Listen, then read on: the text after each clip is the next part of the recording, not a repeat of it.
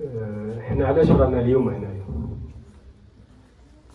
رانا اليوم في اطار حمله تحسيسيه غادي تقوم بها وزاره الداخليه والجماعات المحليه عبر المندوبيه الوطنيه للامن بالطرق من اجل الوقايه من حوادث المرور. عملكم حوادث المرور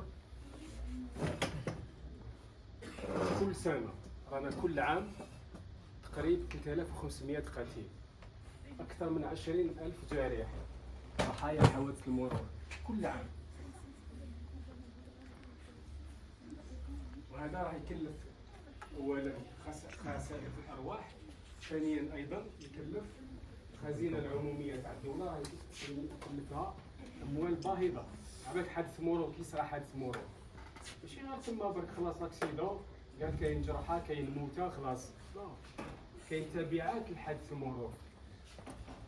اولا الخسائر الماديه، السياره فيما بعدها، المنشآت صديقهم دخل في بوطو، دخل في تروطوار، صديقهم المنشآت القاعديه، ايضا زيد المأساة اللي خلفوا فيها قتلى، فيها جرحى.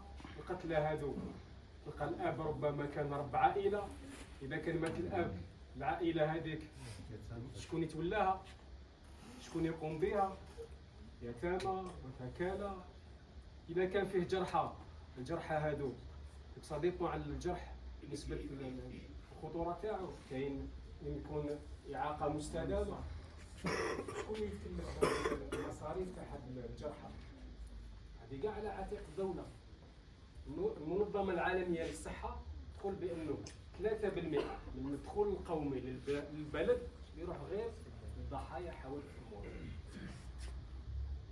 دونك هذا الشيء هذايا هو اللي خلانا ربما او خلى السلطات العليا في البلاد تكثف من هذه الحملات التحسيسيه للحد من ظاهره حوادث المرور. راكو كل يوم تسمعوا، كل يوم تقراو، كل يوم كاين ضحايا.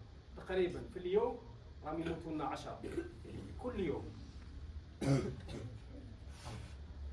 هذه احصائيات رسميه، كل يوم عندنا 10 قتلى في الطريق ضحايا حوادث المرور.